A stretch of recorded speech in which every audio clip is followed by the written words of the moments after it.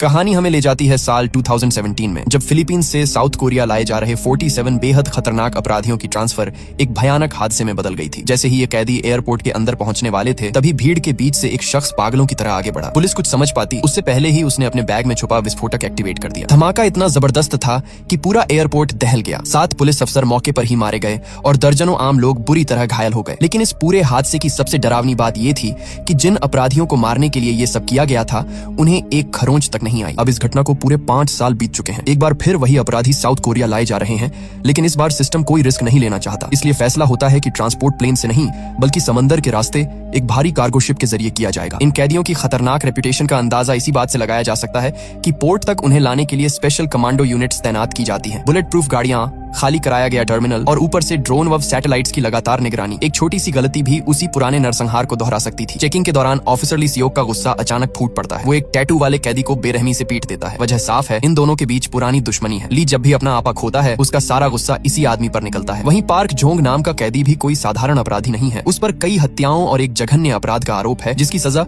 अब उसे कोरिया में मिलने वाली है। इसी बीच कैमरा एक और कैदी पर जाता है, जो देखने में शांत, मासूम और बिल्कुल हार्मलेस लगता है। लेकिन सच्चाई ये है कि यही शख्स इन सब में सबसे ज्यादा खतरनाक है। उसकी चुप्पी ही उसकी सबसे बड़ी ताकत है। उधर एक डॉक्टर अपनी नर्स के साथ पोर्ट पर पहुंचता है। दोनों को इसी शिप के साथ कोरिया जाना है, लेकिन उनका असली मकसद अभी किसी को नहीं पता। इसी समय ऑपरेशन का मास्टरमाइंड वूम कार्गो नेविगेशन हेडक्वार्टर में एंट्री करता है। उसके लोग कंट्रोल रूम में मौजूद सभी स्टाफ को बाहर निकाल देते हैं और पूरा सिस्टम अपने कब्जे में ले लेते हैं। अब हर स्क्रीन, हर रडार और हर सिग्नल उन्हीं के हाथ में है। आखिरकार सभी कैदियों को शिप के अंदर लॉक कर दिया जाता है। समुद्र के बीच पहुंचते ही ली सियोक सख्त चेतावनी देता है कि अब किसी भी तरह की हरकत की कोई गुंजाइश नहीं है। यहाँ से भागने का मतलब सीधा मौत है। लेकिन सवाल ये है, क्या ये सफर सच में इतना कंट्रोल में रहेगा, या समंदर के बीच एक बार फिर खून और तबाही लिखी जा चुकी है। जहाँ एक तरफ पूरे शिप पर तैनात अधिकारी अपनी अपनी ड्यूटी संभाल चुके थे, वहीं दूसरी तरफ वही डॉक्टर चुपचाप अपनी अगली चाल चल रहा था। वो इधर उधर नजर डालता है और बिना किसी को बताए कुछ सिरिंज अपने बैग में छुपा लेता है। इसके बाद वो सामान्य तरीके से चलता हुआ शिप के निचले हिस्से की तरफ बढ़ जाता है। रास्ते में उसकी कई ऑफिसर से मुलाकात होती है, लेकिन उसका शांत व्यवहार और डॉक्टर की यूनिफॉर्म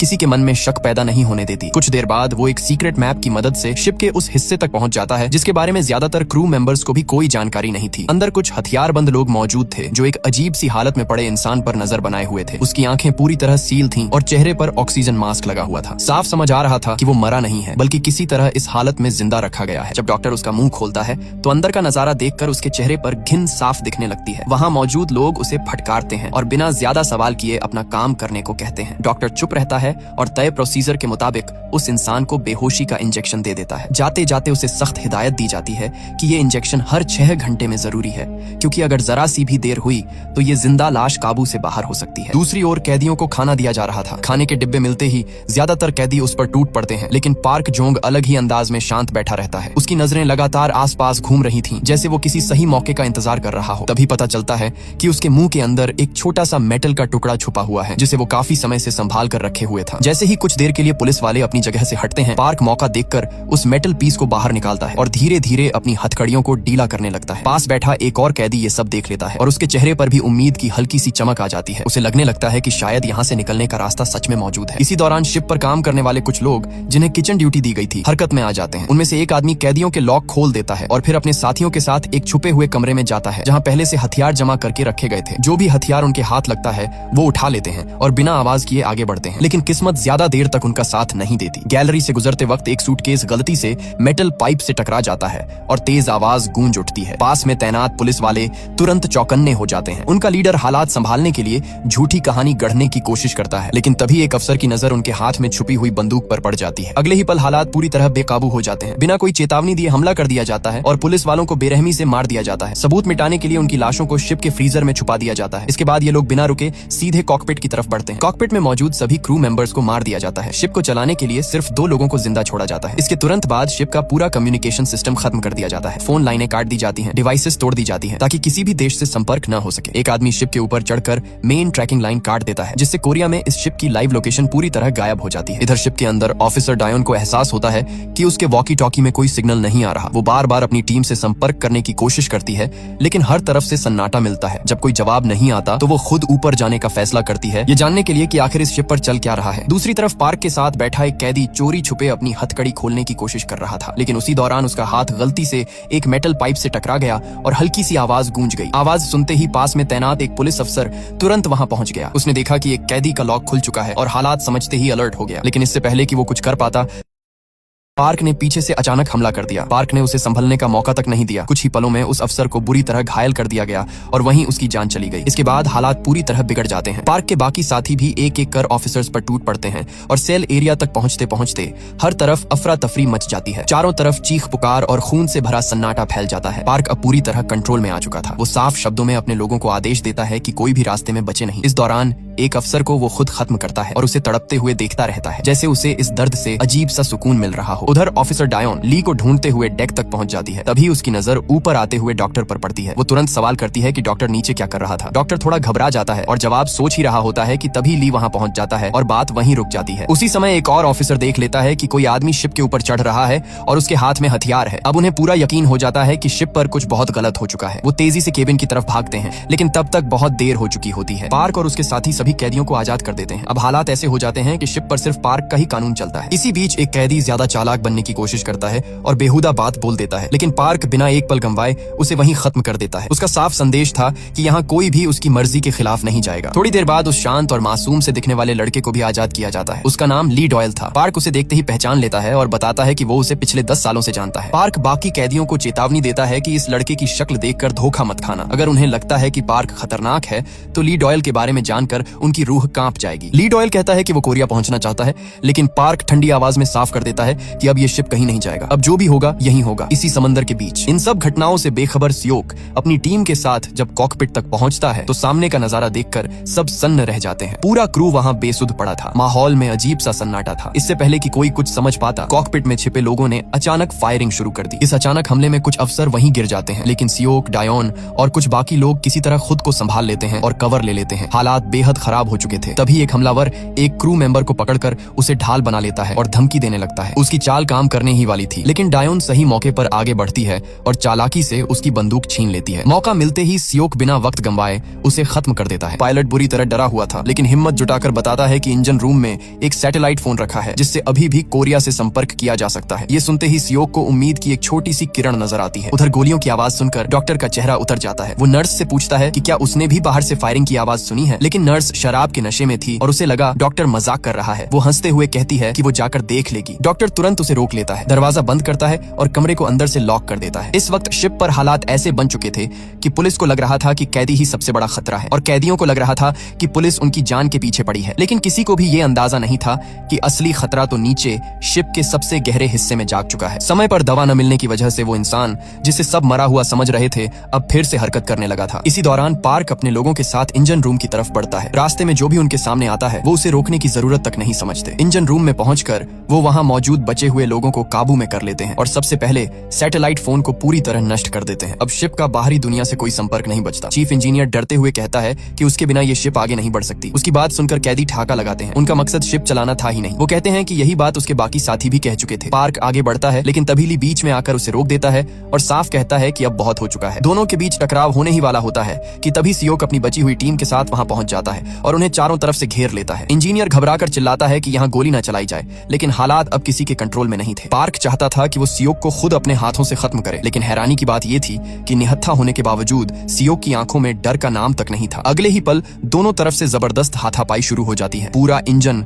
रूम अफरा तफरी में बदल जाता है। इसी बीच एक आदमी मौका देखकर भागने की कोशिश करता है, लेकिन तभी वो चीज उसके सामने आ खड़ी होती है जिसे सब अब तक सिर्फ एक अफवाह समझ रहे थे। अगला ही पल सबकी सांसें थम जाती हैं। जिसे वो मरा हुआ समझ रहे थे वो अब उनके सामने खड़ा था और अब लड़ाई पुलिस बनाम कैदी की नहीं रही थी। अब सबकी नजरें सिर्फ उसी एक खौफनाक सच पर टिकी थी। अल्फा एक पल के लिए सबको गौर से देखता है, जैसे किसी मशीन की तरह हर इंसान को स्कैन कर रहा हो। फिर वो आगे बढ़ता है और हमला शुरू कर देता है। उसकी हर मूवमेंट इतनी सटीक और बेरहम थी कि ऐसा लग रहा था जैसे उसे सिर्फ एक ही काम के लिए बनाया गया हो, तबाही मचाने के लिए। फर्क बस इतना था कि उसे ये नहीं बताया गया था कि किसे छोड़ना है। उसकी ताकत इंसानी समझ से बाहर थी। वो किसी को पकड़ता और अगले ही पल वो इंसान बेहोश होकर जमीन पर गिर जाता। पूरे इंजन रूम में खौफ फैल चुका था। लोग कांप रहे थे, कोई भागने की हिम्मत तक नहीं कर पा रहा था। लेकिन इसी बीच ली पर कैमरा जाता है। हैरानी की बात ये थी कि उसकी आंखों में डर बिल्कुल नहीं था। वहीं सियोक जब अल्फा पर हमला करने की कोशिश करता है तो अल्फा उसे आसानी से पीछे फेंक देता है। पार्क उसे रोकने के लिए लगातार फायरिंग करता है, लेकिन गोलियों का उस पर कोई असर नहीं होता। उल्टा जो भी चोट लगती है वो कुछ ही सेकंड में भर जाती है। अब साफ हो चुका था कि उसे मारना इतना आसान नहीं है। बाकी लोग किसी तरह जान बचाकर भाग निकलते हैं, लेकिन अल्फा की नजर सिर्फ पार्क पर टिकी होती है। वो उसका पीछा करता है। दोनों आमने सामने खड़े होते हैं। पार्क अब भी यही समझ रहा था कि वो इस लड़ाई को जीत सकता है, लेकिन उसे अंदाजा नहीं था कि वो किससे टकरा रहा है। कुछ ही ही पलों में पार्क पूरी तरह बेबस हो जाता है। अल्फा का हमला इतना भारी था कि पार्क को संभलने का मौका तक नहीं मिलता। कुछ ही देर में उसका आतंक वहीं खत्म हो जाता है। अब शिप पूरी तरह बेकाबू हो चुका था, उसे चलाने वाला कोई नहीं बचा था और तभी पूरे शिप में वार्निंग सायरन गूंजने लगते हैं। अफरा तफरी मच जाती है। इसी बीच अल्फा सियोक को पकड़ लेता है। हालात ऐसे थे कि उसकी जान जाने ही वाली थी, लेकिन ठीक उसी वक्त ली बीच में कूद पड़ता है और किसी तरह उसे छुड़ा लेता है। डायोन अल्फा को रोकने के लिए फायरिंग करती है, लेकिन उसकी बॉडी इतनी तेजी से रिकवर कर रही थी कि गोलियों का कोई असर नहीं हो रहा था। उसका वजन और ताकत इतनी ज्यादा थी कि उसे हिलाना भी नामुमकिन लग रहा था। किसी तरह पीछे हटते हुए ली एक भारी लोहे का गेट बंद करने की कोशिश करता है। अल्फा पूरी ताकत से उसे रोकने की कोशिश करता है। कुछ सेकंड तक दोनों तरफ जबरदस्त टकराव होता है। आखिरी पल में हिम्मत जुटाकर वो लोग उसे पीछे धकेलते हैं और गेट किसी तरह बंद हो जाता है। दूसरी तरफ वूंग एक सैटेलाइट सिस्टम की मदद से उस शिप को समुद्र के बीच ट्रैक कर लेता है। सामने आई तस्वीरें देखकर उसे तुरंत एहसास हो जाता है कि शिप पर कुछ बहुत गलत हो चुका है। उसके हिसाब से अब तक कैदी शिप पर कब्जा कर चुके थे। वूंग लगातार आ रही एक कॉल को इग्नोर कर रहा था, लेकिन हालात ऐसे हो जाते हैं कि उसे फोन उठाना ही पड़ता है। दूसरी तरफ उसका बॉस गुस्से में साफ आदेश देता है कि उसे उस शिप पर जाकर अल्फा को वापस लाना है। वोंग उसे समझाने की कोशिश करता है कि यह मिशन बेहद खतरनाक है, लेकिन उसकी बात सुनकर बॉस और भड़क जाता है। फोन कटते ही कैमरा वोंग की छाती पर जाता है, जहाँ एक टैटू नजर आता है। बिल्कुल वही टैटू जो अल्फा के शरीर पर भी था। यहीं पर एक बड़ा सच सामने आता है, अल्फा अकेला नहीं था। गुस्से में वोंग पास खड़े एक बिजली के खंभे पर जोरदार मुक्का मारता है। खंभा हिल जाता है। उसी पल साफ हो जाता है कि वोंग भी कोई आम इंसान नहीं था। अब सवाल ये नहीं था कि अल्फा को कौन रोकेगा, सवाल ये था कि जब ऐसे और भी लोग मौजूद हैं तो तबाही कितनी दूर तक जाएगी। दूसरी तरफ शिप का कैप्टन हालात बिगड़ते देख सबको छोड़कर भागने की कोशिश करता है। वो जल्दी जल्दी रेस्क्यू बोट नीचे उतार ही रहा होता है कि तभी वहां अल्फा पहुंच जाता है। अगले ही पल सब कुछ खत्म हो जाता है। अल्फा रेस्क्यू बोट को पूरी तरह तबाह कर देता है ताकि अब इस शिप से कोई भी बचकर न निकल सके। पास ही अपने केबिन में मौजूद नर्स को बाहर से तेज तेज आवाजें सुनाई देती हैं। उसका दिल जोर जोर से धड़कने लगता है। डॉक्टर उसे रोकने की कोशिश करता है, लेकिन डर और जिज्ञासा में वो धीरे धीरे गेट की तरफ बढ़ती है। जैसे ही वो बाहर झांकती है, एक साया उस पर टूट पड़ता है। डॉक्टर सिर्फ इतना देख पाता है कि वो पल भर में गायब हो जाती है। उस खौफनाक मंजर को सह पाना डॉक्टर के लिए नामुमकिन था। उसे समझ आ जाता है कि अगर वो एक सेकंड भी और वहां रुका तो उसका अंजाम भी वही होगा। जान बचाने के लिए वो पूरी ताकत लगाकर भागता है और आखिरकार भटकते हुए ऑफिसर सियोक और ली से टकराता है, जो उसी की तलाश में शिप के अंदर घूम रहे थे। सियोक सीधे सवाल करता है कि वो उस चीज के बारे में क्या जानता है। डॉक्टर अब कोई बात नहीं छुपाता और पूरी सच्चाई बता देता है। वो बताता है कि प्रोजेक्ट अल्फा एक गैर कानूनी एक्सपेरिमेंट था, जिसे इयोनन जेनेटिक्स नाम की एक फार्मा कंपनी चला रही थी। बाहर की दुनिया को ये कंपनी ऐसी दवाइयों के लिए जानी जाती थी जो इंसान को लंबे समय तक जवान रखने का दावा करती थी, लेकिन पर्दे के पीछे वही लोग सुपर ह्यूमन वेपन तैयार कर रहे थे। डॉक्टर बताता है कि अल्फा को रोकना आसान नहीं है और सब लोग बुरी तरह घायल हैं, लेकिन उसकी फर्स्ट एड किट बेसमेंट में ही छूट गई है। सियोक फैसला करता है कि डॉक्टर और बाकी लोग नीचे जाएं, जबकि वो खुद देखने जाता है कि कहीं और कोई जिंदा तो नहीं बचा। इसी बीच शिप के एक और हिस्से में कुछ फीमेल प्रिजनर्स बड़ी चालाकी से अपनी निगरानी कर रही ऑफिसर को काबू में कर चुकी थी। बाहर दो कैदी पहरा दे रहे थे, तभी अचानक गेट पर जोरदार धमाका होता है। इससे पहले कि कोई प्रतिक्रिया देता, गेट टूटकर अंदर गिर जाता है। अगले ही पल वहां अल्फा खड़ा होता है। जो भी उसके सामने आता है उसे संभलने का मौका तक नहीं मिलता। वहां मची अफरा तफरी में कुछ लोग भाग निकलते हैं और जो नहीं भाग पाते उनका अंजाम बहुत बुरा होता है। उधर डॉक्टर, ली और बाकी लोग बेसमेंट तक पहुंच चुके थे। वहां का नजारा देखकर ली एक पल के लिए रुक जाता है। जिन गार्ड्स को अल्फा पर नजर रखने की जिम्मेदारी दी गई थी वो सब वहां पड़े थे। चारों तरफ तबाही के निशान साफ दिख रहे थे। डॉक्टर को राहत मिलती है जब उसे अपनी फर्स्ट एड किट वहीं मिल जाती है। वो तुरंत एक घायल बूढ़े कैदी का इलाज शुरू कर देता है। ली भी बुरी तरह जख्मी था, लेकिन अजीब बात ये थी कि वो अपने घाव किसी से छुपाने की कोशिश कर रहा था, जैसे वो नहीं चाहता हो कि कोई उसकी हालत समझ पाए। शिप पर अब साफ हो चुका था कि हालात इंसानों के हाथ से निकल चुके हैं। अब सवाल सिर्फ बचने का नहीं था, सवाल ये था कि इस तबाही को रोकेगा कौन। इसी दौरान डायोनन के हाथ एक सीक्रेट फाइल लगती है। फाइल के कवर पर लिखा था कि इसमें 1943 के कुछ सोल्जर्स का रिकॉर्ड है। जैसे ही वह पन्ने पलटती है, उसकी नजर एक पुरानी तस्वीर पर टिक जाती है। उसे देखते ही उसका चेहरा सख्त हो जाता है। ये वही शख्स था जिसने इस शिप पर तबाही मचाई हुई थी। डायोनन आगे बढ़ती है और जो सामने आता है वो और भी डरावना था। उस आदमी का जन्म 1911 में हुआ था, यानी वह 100 साल से भी ज्यादा वक्त से जिंदा था। रिकॉर्ड बताता है कि 1943 में उसे जबरदस्ती जापानी आर्मी के लिए वर्ल्ड वॉर 2 में झोंक दिया गया। जंग के दौरान उसका एक हाथ चला गया और जैसे ही वह उनके किसी काम का नहीं रहा, उसे कैद कर लिया गया। यहीं से कहानी और भी अंधेरी हो जाती है। उस पर खतरनाक एक्सपेरिमेंट्स किए गए। डॉक्टर की नोट्स में साफ लिखा था कि इन टेस्ट्स के बाद सब्जेक्ट बेहद हिंसक हो जाता था और उसकी ताकत आम इंसान से कई गुना बढ़ जाती थी। जापानी सेना इन्हें एक जिंदा हथियार बनाना चाहती थी, लेकिन उन्होंने अंदाजा नहीं लगाया था कि वो किस हद तक गलत जा रहे हैं। अब हमें 1943 का फ्लैशबैक दिखाया जाता है। एक ऑपरेशन टेबल पर पड़ा हुआ अल्फा, उसका शरीर जख्मों से भरा हुआ था। चारों तरफ डॉक्टर थे, मशीनें थीं और एक अजीब सी खामोशी थी। जैसे ही ऑपरेशन खत्म हुआ, जापानी कमांडर और उसके सैनिकों ने तालियां बजाईं, लेकिन वही तालियां अल्फा के लिए ट्रिगर बन गईं। उसकी धड़कन तेज हुई और फिर उसने आंखें खोल दी। अगले कुछ ही पलों में वहां मौजूद हर इंसान मौत के सामने था। गोलियां चलीं, चीखें गूंजी, लेकिन किसी का कोई असर नहीं हुआ। सैनिकों को तब समझ आया कि उन्होंने एक इंसान नहीं बल्कि एक ऐसा दैत्य बना दिया है जिस पर किसी का कंट्रोल नहीं था।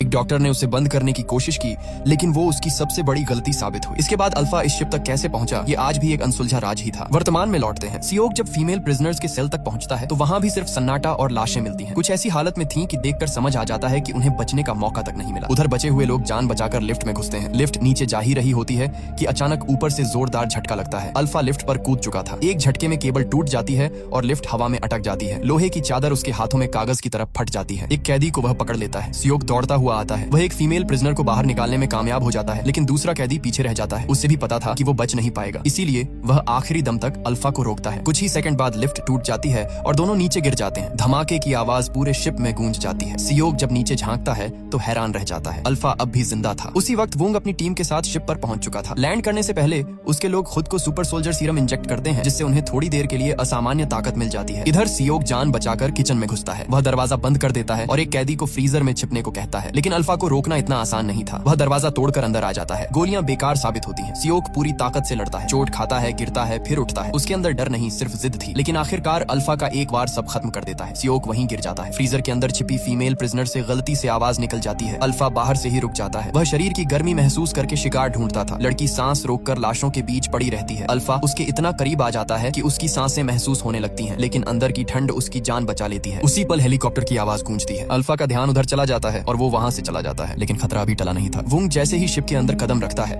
उसके चेहरे पर हल्की सी मुस्कान आ जाती है। चारों तरफ लाशें बिखरी पड़ी थीं। ऐसा लग रहा था जैसे यहाँ कोई जंग नहीं बल्कि कत्लेआम हुआ हो। उसके सोल्जर्स एक एक डेक, एक एक कॉरिडोर को चेक करते हैं, लेकिन उन्हें कोई जिंदा इंसान नजर नहीं आता। तभी अचानक एक फीमेल प्रिजनर जान बचाकर उनकी तरफ दौड़ती हुई आती है। उसकी सांसें फूली हुई थीं, आवाज कांप रही थी। वो चिल्लाकर कहती है कि यहाँ रुकना मौत को बुलाने जैसा है, वो चीज फिर आ जाएगी। लेकिन उसकी बात पूरी होने से पहले ही वुंग ट्रिगर दबा देता है। एक ही गोली में उसकी आवाज हमेशा के लिए खामोश हो जाती है। गोली की आवाज सुनकर डायन और डॉक्टर भागते हुए वहां पहुंचते हैं। सामने पड़ी लाश देखकर दोनों समझ जाते हैं कि ये लोग रेस्क्यू टीम नहीं है। डायन हालात को संभालने की कोशिश करती है और उन्हें सरेंडर करने को कहती है। वुंग बिना पलक झपकाए उसे भी गोली मार देता है। अब डॉक्टर की बारी थी, लेकिन उससे पहले कुछ ऐसा होता है जिसकी किसी ने उम्मीद नहीं की थी। एक साया बिजली की रफ्तार से आगे बढ़ता है और अगले ही पल वुंग के सोल्जर्स हवा में उछलने लगते हैं। कोई दीवार से टकराता है, कोई फर्श पर गिरकर बेहोश हो जाता है। ये सब इतना तेज होता है कि आंखें धोखा खा जाएं। वुंग हैरान रह जाता है। वो सामने खड़े आदमी को गौर से देखता है, फिर अचानक उसके कपड़े फाड़ देता है। उसकी छाती पर बना हुआ वही निशान देखकर वुंग की आंखें फैल जाती हैं। अब उसे समझ आ गया था, ये उनमें से ही एक था। ली इस शिप में गलती से नहीं आया था, वो खुद यहाँ पहुंचा था, सिर्फ और सिर्फ इन्हीं तक पहुंचने के लिए। वुंग की यादों का दरवाजा खुल जाता है। सालों पहले दो गैंग्स के बीच खून खराबा हुआ था, एक दूसरे को खत्म कर देने वाली वो रात। दर्जनों लाशें और उन्हीं में एक लाश लीकी भी थी। कम से कम सब यही समझते थे। वुंग ने उन सब शवों को एक्सपेरिमेंट के लिए भिजवा दिया। दर्जनों बॉडीज में सिर्फ एक पर उनकी दवा ने असर दिखाया, वही था ली। लेकिन कुछ घंटों तक जब उसकी बॉडी में कोई हलचल नहीं हुई तो उसे भी मरा हुआ मान लिया गया। आदेश मिला कि सब लाशें ठिकाने लगाई जाएं। उन्हें एक पिग फार्म में ले जाया गया। वहाँ एक केमिकल छिड़का गया ताकि सुअर उन्हें अपना चारा समझ लें। लेकिन तभी ली को होश आ गया। जब उसने सुना कि उसे जिंदा दफन करने की तैयारी हो रही है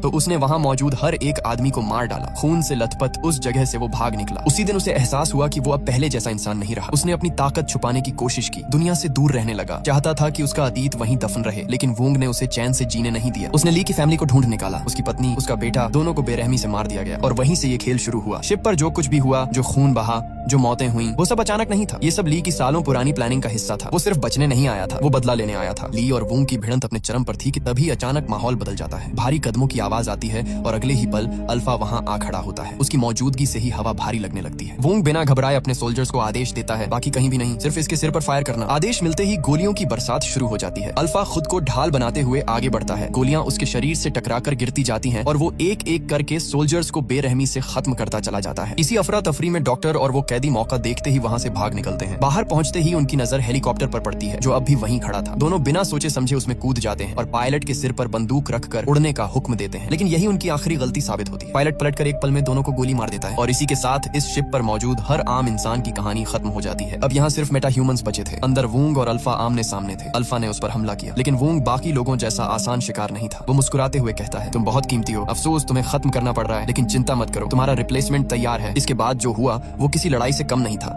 बल्कि एक एग्जीक्यूशन था। वुंग अपनी पूरी ताकत झोंक देता है और आखिरकार बेरहमी से अल्फा का गला चीरकर उसे हमेशा के लिए खामोश कर देता है। अब शिप पर सिर्फ दो लोग जिंदा थे, वुंग और ली। दोनों की टक्कर जबरदस्त थी, ताकत दोनों में बराबर थी, लेकिन वुंग का मिलिट्री अनुभव ली पर भारी पड़ रहा था। हर वार में ट्रेनिंग झलक रही थी। ली कमजोर पड़ने लगता है। उसे खत्म करने से पहले वुंग उसके करीब आता है और ठंडी आवाज में कहता है, तुम्हारा बेटा बिल्कुल तुम्हारी तरह दिखता था, तुम्हें मारते हुए वही दिन याद आ रहा है जब मैंने उसे मारा था। ये शब्द ली के दिमाग को जला देते हैं। उसका गुस्सा फट पड़ता है। वो पागलों की तरह वुंग पर टूट पड़ता है। एक के बाद एक चाकू घोंपता है और फिर पूरी ताकत से ऐसी लात मारता है कि वूंग रेलिंग तोड़ता हुआ सीधे समुद्र में गिर जाता है। लेकिन ली यही नहीं रुकता, वो भी बिना सोचे नीचे कूद जाता है।